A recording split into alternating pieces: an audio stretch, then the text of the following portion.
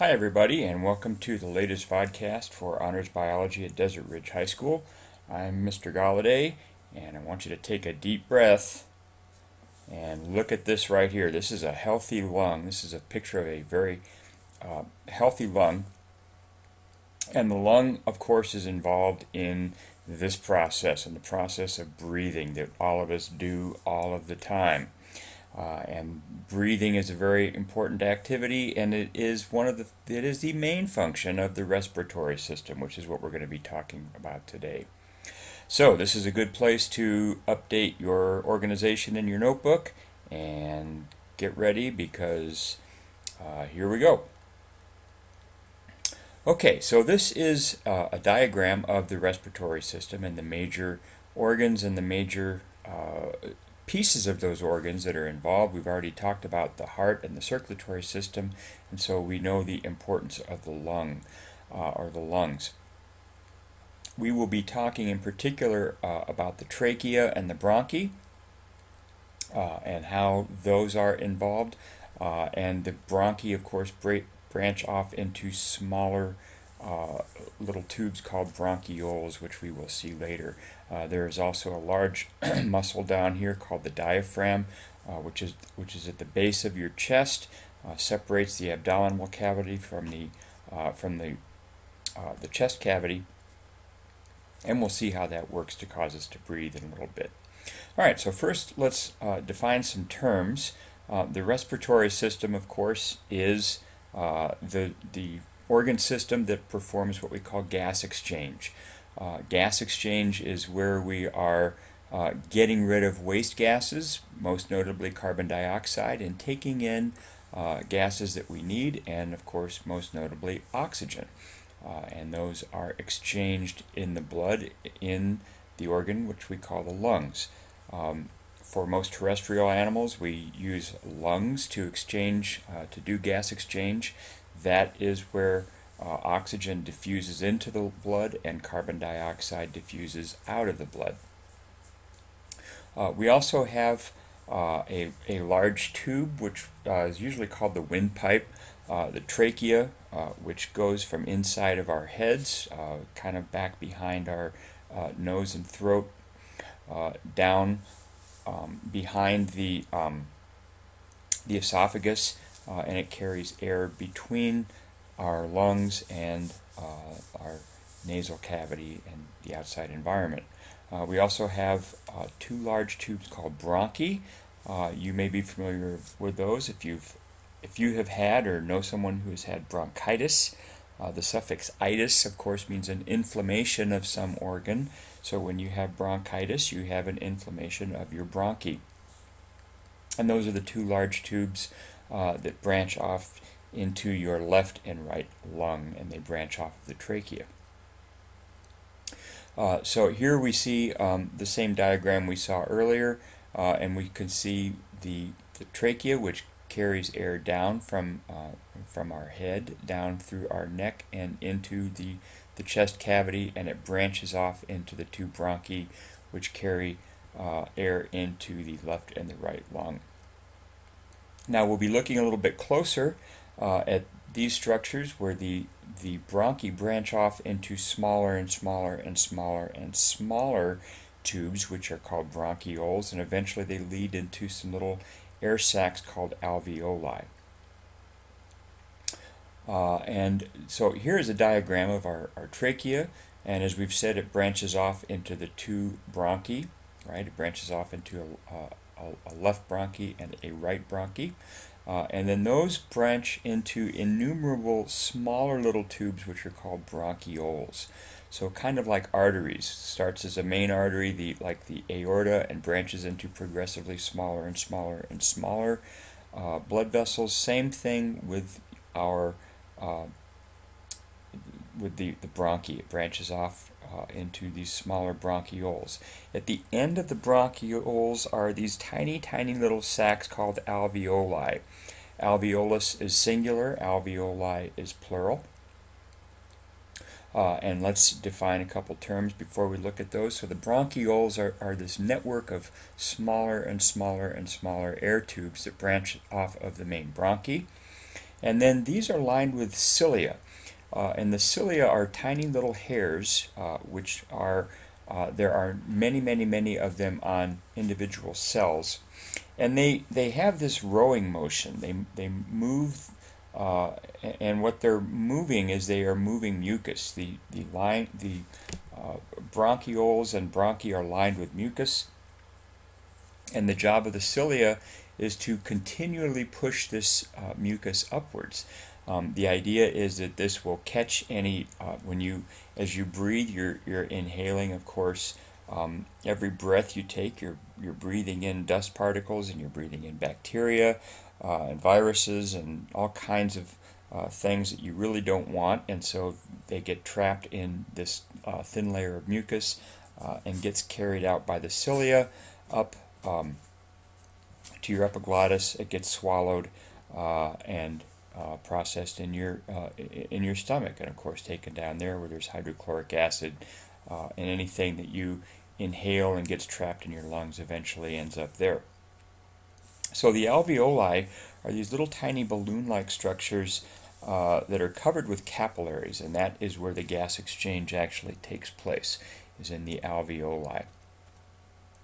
Okay, so here's our diagram, and here is the sort of the lining of one of the bronchi that I was telling you about, and the lining of the bronchi, of course, is made of cells, and those lining cells are covered with thousands and thousands and thousands of these little cilia, and they are constantly sort of waving in an upward motion and carrying this blanket of mucus upward out of your lungs. And of course, we talked about lots of things that processes that are going on in your body that take energy. This is another one, right? All the time, 24 hours a day, these little cilia are moving, pushing that blanket of mucus upward out of your lungs and up towards your epiglottis where it can be swallowed. This is a colored electron micrograph of what these cilia look like. So here you see the cells that are at the base of your, at the lining of your bronchi, and here are the cilia that are, like I said, constantly in motion, pushing that mucus upward and out of your lungs. Okay, so back down to the alveoli, and this is what the alveoli look like. They're these look like a little cluster of grapes, and then they are lined with blood vessels, particularly with these capillaries. And this is the actual location where that gas exchange takes place. And you have hundreds of thousands or millions of these in each of your lungs.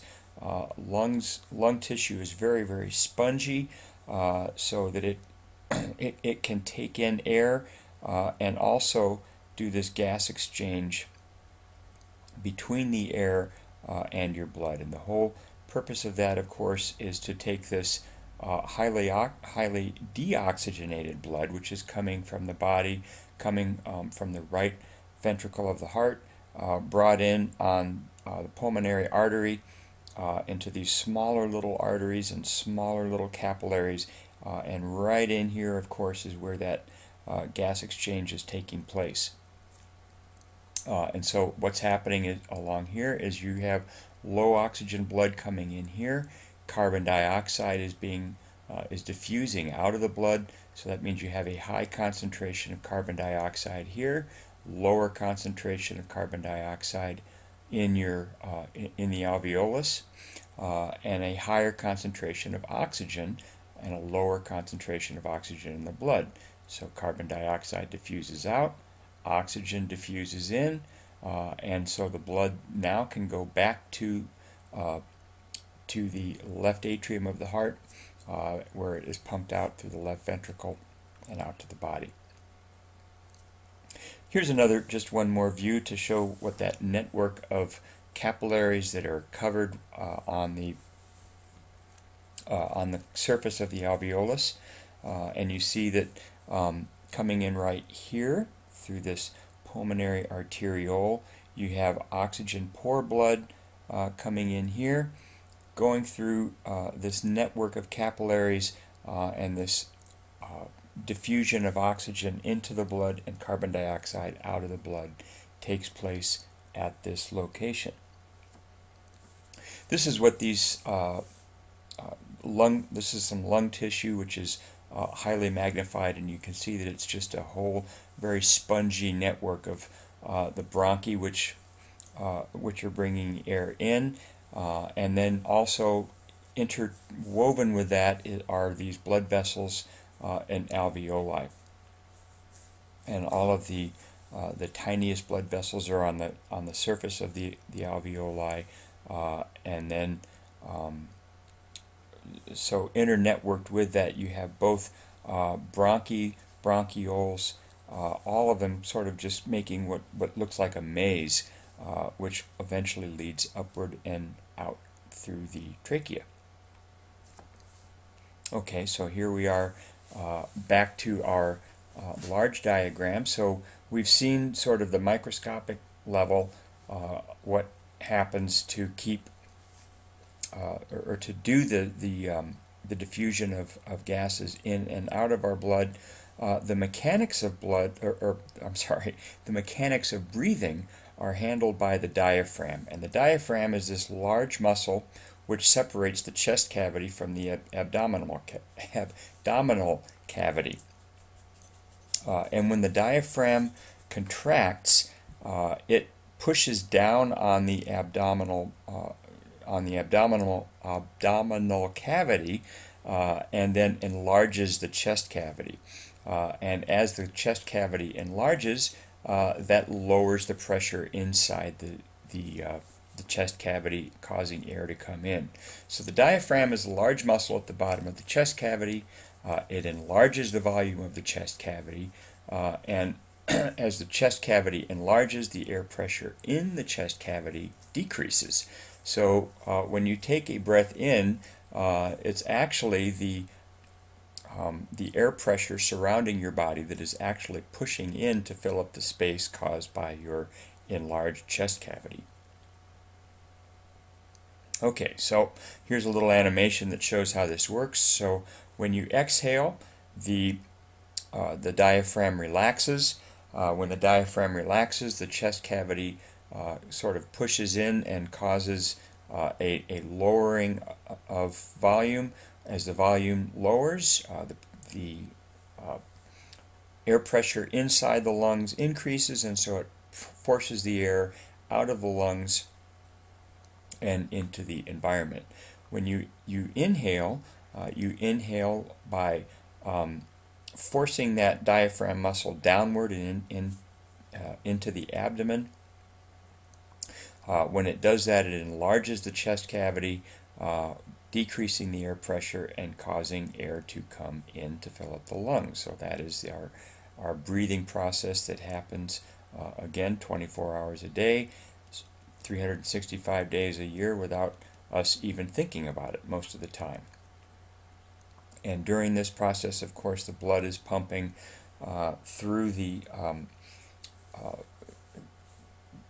pulmonary artery and the pulmonary vein, and gas exchange is taking place on the surface of the alveoli.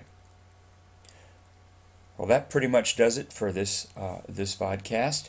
And on behalf of all of the biology teachers, I think we all advise you to keep calm and keep breathing.